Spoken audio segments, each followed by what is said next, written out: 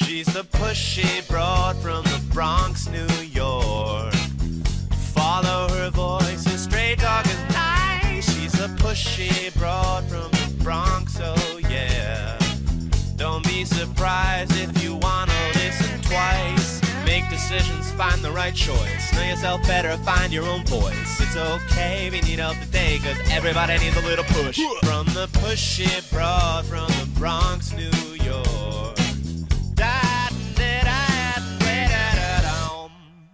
Welcome, Transformation Network listeners. My name is Ellen Stewart, and I am the pushy broad from the Bronx. Welcome to my show, Recovery Recharged, where we share advice and support from experts in addiction and recovery. I am so thrilled to be talking about this topic today. It's been a long time hearing about it, and I know that this is the perfect time of year for it. We're going to talk about how families are actively involved and can be productively involved in the recovery process, what that looks like, and how families can actually change the course of addiction with their involvement. We're going to do this with a very special guest, a good friend of mine, Don Sloane. Don is the founder and CEO of Recovery Care Partner. Since 2009, he's led a nationally respected intervention and recovery monitoring practice grounded in family and organizational systems theory. His work includes interventions, which we're going to talk about today, recovery care monitoring, substance use disorder education, consulting, and post-treatment support. He is a leading expert in the field, and that's exactly why I have him here today. The Pushy Broad from the Bronx and Recovery Recharge welcomes my guest, Don Sloane. Good morning. How are you? Good morning, Ellen. I'm doing great. Thanks for having me. Oh, you're welcome. I am very thrilled to have you here today. Let's start right in with an extremely important question, and I know lots of people out there want to know the answer to. Could you please explain to us, if you've never heard of the term intervention before, tell us what it is, how it applies in the drug and alcohol world, and maybe how it can be done with dignity and compassion rather than confrontation. Sure. And to your point, the word intervention, unfortunately, in our culture has a pretty negative connotation for most people if they've even heard the term. That it's brutal, and the television show intervention kind of sensationalizes the word. That's really not what it's about, though. What an intervention is and what it does is it acts as a vehicle with which to have this chronic, progressive, potentially fatal disease treated. And I can tell you, in the 40 years I've been doing this work, that the most powerful tool that I know to help someone who's struggling is love and compassion combined with clarity and firmness, which is actually what an ethical intervention looks like. Love and compassion combined with clarity and firmness. That's really great. Love and compassion combined with clarity and firmness. Okay. So, from decades in your field, what's the single most common misconception about addiction that you wish more people understood? That's a very big question, but I'll do my best. The first is that the behavior that one exists when they are in an active addiction is angering, it's frightening, it's disconcerting, it's expensive emotionally and financially for many people. But what I'd like people to know is that there is a basis for those behaviors, not an excuse, not a get out of jail free card, but a basis for that behavior. Very similar to somebody who has diabetes, that if they don't manage their diabetes, they can go to a diabetic shock and behave in ways that they normally wouldn't. Addiction is a chronic progressive disease. It affects not only that individual, but according to the National Institutes of Health, on average, 7 to 8 other people are adversely impacted by that individual's behavior. So the disease is not just about the individual the, that has it, it's of a systemic nature. So it impacts the family and those around that individual. I think one of the most important things that family have to understand from what you just said is the fact that they see erratic behavior in the active addict or alcoholic, and they may want to just react to the behavior without understanding where this is coming from, Mm. that this behavior is produced by the addiction. Is that what you're trying to say? That's exactly what I'm trying to say. And to just give a very small snippet of science, basically what happens when somebody is in an active state of addiction, and it doesn't matter whether it's alcohol or cocaine or Adderall or prescription drugs, one of the ways that the body responds is the body stops producing dopamine at the levels that it would normally produce. Dopamine is the fuel for the brain function of reasoning, and brain scans about 22, 3 years ago now showed us that reasoning relative to that individual's drug or drugs of choice is functioning at about 20% of capacity for that individual. So the very part of their brain that would allow them to see the correlation between what they're using and how they're behaving is basically on vacation. So what that does for those who are concerned is it takes away the option to have a logic-based or a reason-based conversation with their loved one. And Go ahead. what I can tell you is that the most powerful tool, and again, I've been doing this work for 40 years, done this hundreds and hundreds of times. The most powerful tool that I'm aware of to help someone who's struggling with substance use disorder is to touch their heart. And the framework for ethical intervention is to bypass that brain impairment and go for the heart, because our hearts do not know how to lie to us. And an effective intervention is a platform, again, to be candid and honest and loving and try and touch their heart. That's what allows people to accept help. I've always looked at it as an intervention, as an unwelcome surprise party, but eventually is something somebody really needs. Mm-hmm.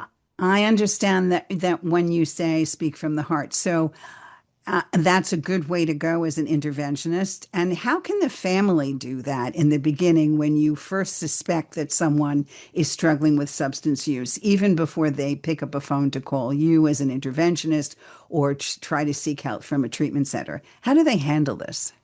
Okay, I'm going to use a little bit of my own story to answer this question. I have two daughters. Both of them have the disease of substance use disorder. And though I've been sober a long time, and though I do this for a living, when my oldest was beginning to struggle in high school, I started rationalizing behaviors that I knew that were not okay, even though, Like and what? Give me an uh, example. I'll, Rationalizing behaviors that you knew that weren't okay. What were they doing? so locking herself in a room and being, beyond an adolescent, but just being mean spirited. And she didn't used to be a mean, there was a shift in her behavior, in her demeanor. Uh, One Christmas, she got up in the middle of Christmas morning and said, "This is," a bunch of expletives, and just walked away from the Christmas morning. Again, not part of her nature. And my wife and I were like, well, it's this, well, it's that. And my denial was such that I didn't want to see it. And so the answer to your question, one of the things that families can do is to talk amongst yourselves. And even though it's hard to acknowledge the powerlessness that comes with watching someone you love start to go down the drain, to say, you know what, she's really in trouble. I don't know what this is. And the last thing I'll say here is, if you find yourself pretzeling your gut, like you're in a situation or an engagement with your son or daughter, and your gut's going, I don't want to make them upset. I don't want to make them upset. I don't want to make them angry. I don't want to do this. And you start to do things that you wouldn't otherwise have done. That's a big red sign to say, wait a minute, I got to do something different here. Okay, so for all of us out there that are possibly worried about the behavior of our loved one, Dawn has said some really important things. First, to understand that if you see behavior that is not normally coming out of your loved one's mouth or your child's mouth, don't deny it, don't shove it under the rug, right? Yep. Don't say that it's going to be okay. And the second thing is, if you find that you are walking on eggshells around that loved one for fear of antagonizing or having them escalate out of control, then that is also a big red flag. Okay, so what can you do when you suspect these things? Where do you turn? How would they turn to you? Well, one way is I can go to my website, it's parents.recoverycarepartner.com. It's real simple. And we have a whole list of behaviors that are enabling behaviors. And I don't say enabling as a demeaning thing. I everything I did for my kids, I did from a place of love. It didn't work, but my intention was in the right place. And I believe all people's intentions are in the right place. So go seek out some education. There's an organization called Al-Anon, which is for people that are impacted by somebody else's substance use disorder that doesn't cost anything. Um, and get some support to, if you don't know how to hold a healthy boundary, learn how to do that because boundaries are the one of the most loving things you can do for somebody who's struggling. In other words, when I say, you know what, Ellen, I will support you if A, B, and C happens, but if one, two, and three happens, I'm going to tell you I can't support that. And this is what that looks like. I'm not going to give you the keys to the car, or I'm going to not pay for your cell phone any longer. And if you decide you want some help, you let me know and we'll figure that out together, kind of construct. I understand. And sometimes that's very difficult for people, which is why the Pushy Broad is here. And if you go to pushybroadfromthebronx.com, we do a 20-minute free coaching consultation, which will help navigate you to Recovery Care Partner and talk to Don and any one of his staff to help with an intervention or a situation that you really want to get a handle on with your loved one, but also understanding that you yourself need help navigating, because I'm sure that you have tried for a long time to see what you can do, and maybe it doesn't seem to be working. So don't give up, keep going forward. Because there is help out here, and this is what the Pushy Broad is trying to tell you. Okay, so what advice do you have for people in recovery who feel guilty, ashamed, or feel like they failed? How can they reframe those feelings into something useful for their recovery? Time, time, and time.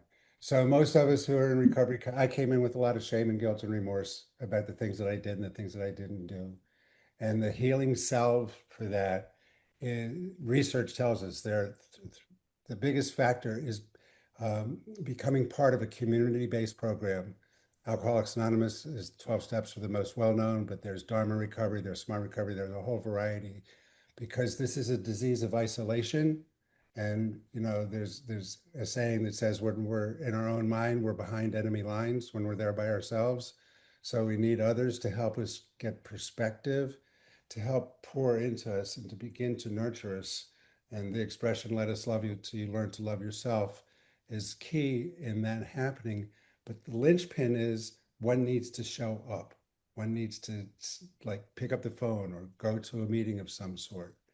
And over time, um, research shows us time and time again, and over time, being part of the community helps us put salve on those self-deprecating thoughts and feelings. If you need help navigating that, again, you can go to Dawn at Recovery Care Partner, or you can go to Ellen at pushybroadfromthebronx.com and go find a free consultation with me, and I will be happy to navigate you in the right direction. So, if it's okay with you, Don, I'd like to come back to that personal story because I know you mentioned the fact that you have children who are struggling and maybe not struggling now. But let's talk a little bit more about how you were feeling in the crisis and how you actually navigated one of your children into treatment. Can you Mm-hmm. expand on that a little bit? Be more than happy to, Ellen. Thank you for asking me that. My oldest daughter, Nicole, started struggling, started showing signs in high school, but very smart young woman, got into college, drank herself through undergraduate school. I would get calls like, so Dad, I woke up next to this guy and I don't know who he is. You know, one of the favorite things a father could ever hear from his daughter. Of course. And my wife and I were like, okay, she's just going through, she'll figure it out. She'll figure it out. We never confronted her. We never said that we were really the depth of the concern that we had for her. So we fast forward a few years. She gets into law school. She's in her first semester of her third year of law school and calls me one day and says, Dad, I think I'm in trouble with these drugs I'm taking, but I'm not screwed up like all those people you work with. And that was the end of that first conversation. 2 weeks later, Dad, I can't stop using. I think I need to go to detox, but I definitely don't need to go to treatment because I'm not screwed up like all those people you work with. She ends up in detox. The sixth day that she's there, there's a telephone call with my wife and the medical director or medical doc, the clinical, and my daughter. And they said, Nicole, you meet all of the criteria for substance use disorder, and we're recommending you stay for at least a month of treatment. To which my firstborn child says, Dad, what are you going to do if I say no? And what I said was, Nicole, if you choose not to follow the guidance of the professionals, I cannot nor will I be in relationship with you until you get the help that you need. Very Hardest strong thing, statement. hardest thing I've ever said to anybody in my life, anywhere, under any circumstance. What allowed me to say that are two things, or three actually. One is that I have support people around me that told me that that's what I needed to say, and I trusted them. The second is grace. And the third is I knew that if I said anything else to her, I was co signing her continuing on the trajectory that she was on, and I was not going to do that. And I would offer to you that the most loving thing I've done for her in her entire life was that one sentence because I basically said, I love you so much, I cannot do this anymore. I cannot watch you kill yourself. She That's a stayed. very powerful statement. And it's really difficult for parents out there, which is why I wanted Don to come on the show. The most powerful thing that you can learn today is the fact that one does get through it. One makes very hard decisions. One cannot do this alone. As Don has said, he's had personal support, he's had professional support as well, but he stood firm. So tell me what happened from there. She stayed for 4 months of treatment. She's been sober since. She's sober about 14 years. She went back to law school. She got her JD. She got married. And I have two beautiful grandchildren with her. And she moved from California to about 15 minutes from where my wife and I live in Virginia. So it's miracle territory, absolute miracle territory. It's a happily ever after, one day at a time, correct? 100%. Okay, so does she look back and say, Dad, that was the turning point? The best thing you ever did was to tough love it with me? Yes, she acknowledges that every year on her anniversary. Yeah. Fantastic. And your other daughter? My other daughter has substance use disorder along with some pretty significant mental health challenges. To the best of my awareness, she is sober. We hear from her about every 3 or 4 months. So it's an ongoing saga with my youngest. And my wife and I are allowed to have a life that's rich and full, and we hold her in our hearts and we have space for her. And she has her journey, and it's not one that I would have chosen for her, but it's the one that she's got. And my job is to accept that I'm not her God, I'm her dad, and she has her own journey. Love her, love her with all that I am, but her journey is her journey. And of course, I know she's in your heart and your prayer every single day. So, Yep. to other families that are looking for some kind of message in that regard, tell me what your professional opinion is on when you think it's time for a family to stop enabling and start taking decisive action to protect their loved ones and themselves. It's a really hard question. I don't know that I could give when A, B, and C happens, it's time to like, you know, back up a little bit and take perspective. It's more of an ebb and flow. So when my youngest daughter Jordan shows up, we like she's open doors. She stays here for a couple, 3 weeks, and we meet her where she is. I guess is the closest I can come to her to your question, answering your question. Um, and when, for example, around money, if she runs out of money and she calls and she says, well, kind of in a backwards left-handed way, she'll ask for some funding. And we'll say, Jordan, this is what we did 6 months ago, and this is what we agreed to, and we're going to stick with that. And we've done that enough with her now. She goes, okay, I understand. And then she figures it out on her own, whatever she needs to figure out. Okay, so it doesn't mean they're not going to ask again and they're not going to try to repeat the patterns, but it's up to us, the loved ones, to hold the line and set boundaries. Yes. And if I real Okay. quick, it's feedback, and feedback is a valuable thing because if I go on a plane in New York, at LA, at LaGuardia, flying to LAX, and it didn't get feedback, it would end up in the middle of the Gulf of Mexico. Okay. So giving feedback, and the feedback is here's my boundary, it helps stabilize. It does. And it also centers you and gives you courage and strength because it's a very difficult thing, right? We are not minimizing how difficult it is for a family member to stand their ground. Let's talk about what was happening with you and your wife. What did Mhm. you go through? With my with both my girls, Yes.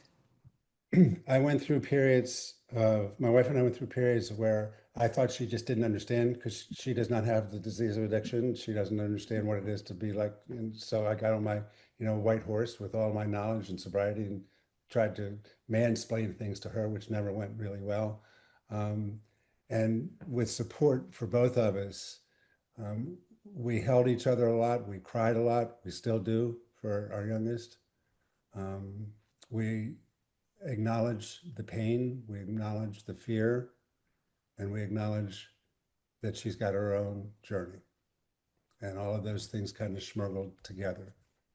Um, with my work, when I work with families, and they have kids that are about my kids' age at different stages, I'm able to spiritually give back a little bit through other families and help them with their child. And then I go, well, if this worked for them, it might work for Jordan at some point in time. I completely understand. If you want to reach out to Don, tell us where to find you again. Parents.recoverycarepartner.com. Fantastic. And you do take clients from all over the country, correct? That is correct. That is Okay. correct. So, talk to us about some common ways that family members may unintentionally reinforce the cycle of addiction. Sometimes, in the way parents cope, they do exactly the opposite of helping. So, give Mhm. us some big things that parents may do on a regular basis. The not good stuff that parents do is make assumptions. Oh, I'm going to do this because I know it's going to be a trigger for my son. Pause, ask. Stop, don't do any mind reading stuff. So when your loved one comes out of treatment in their home for the first day or week or month, and you're going, should I do this? Shouldn't I do this? Should I do this? Shouldn't I do this? They're assuming that they're, a young adult or an adult. Ask them, say, gee, I'm really not sure if this would feel supportive for you. Are you okay if I have a beer with dinner? And it's their responsibility to say yes or no, not yours to second guess them. I understand. And I'll tell you, I do work mostly with people that come out of treatment, pushybroadfromthebronx.com. So I work with parents as well. So if you have a loved one coming out of treatment and you want some ideas, and I'm sure Don can help as well, we will coach you through it so that you're not walking on eggshells when that person comes home from treatment, which is really, really, really important. What's also important is that when your loved one is facing their treatment, you should be facing yours as well. Tell us about the family disease, Don, and what you recommend for parents. Sure. The disease is of a systemic nature. Um, you just said it, Alan. It's not just your loved one that needs treatment.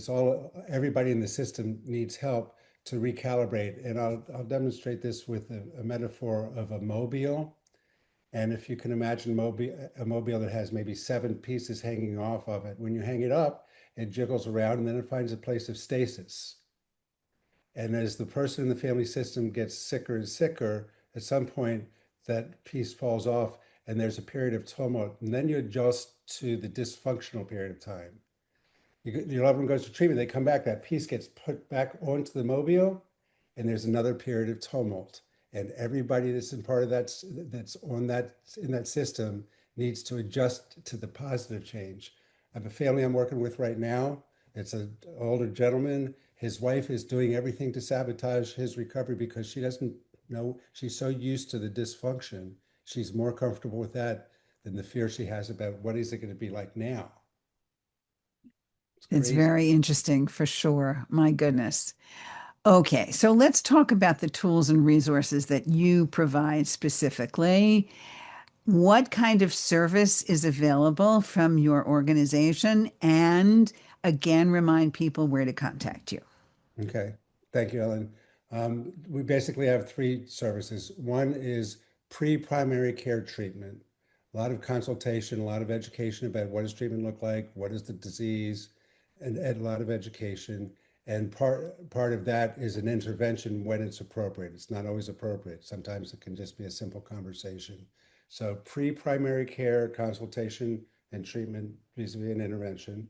And then we kind of turn that individual over to another treatment provider. And then when they come out, that first 90 days, 6 months is critical because there's a very high rate of recidivism in that first year.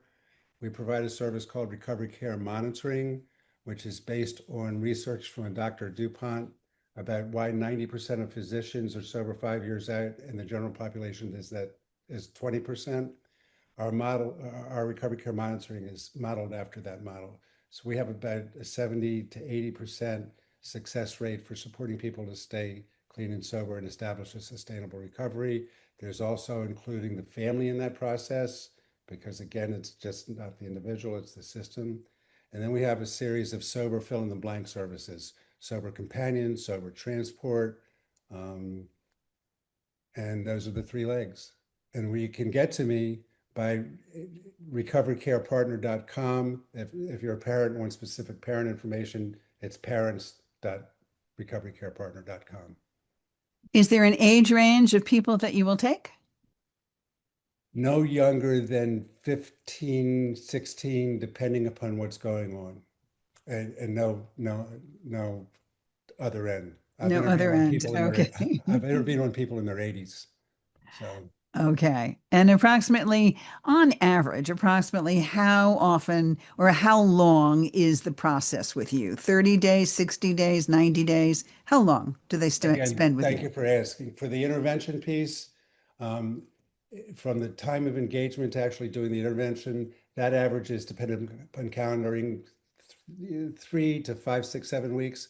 However, my intervention agreement is you're stuck with me for a year because it's not a linear process. So we do the intervention and then your loved one comes home from treatment. They've been home for 6 weeks and your gut just goes, wait a minute, something's wrong. Pick up the phone and call me and I'll say, oh, that's just post-acute withdrawal syndrome. Or, gosh, it sounds like there's something we need to do differently. And I will walk next to you, my staff and I will walk next to you to figure out what to do. Simple version of that is if you find yourself saying, oh my gosh, what do I do now? My wish is you pick up the phone, you call us, and we'll walk next to you to figure out what to do now. Thank you so much, Don. I really appreciate everything you've talked to us today about. Please contact Pushy Broad from the Bronx. I'll give you all kinds of information about Don Sloane. If you need help, we are here to give it to you.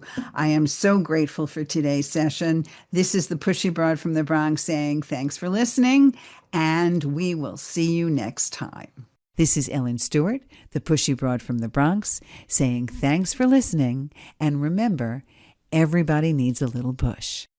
From the pushy broad from the Bronx, New York.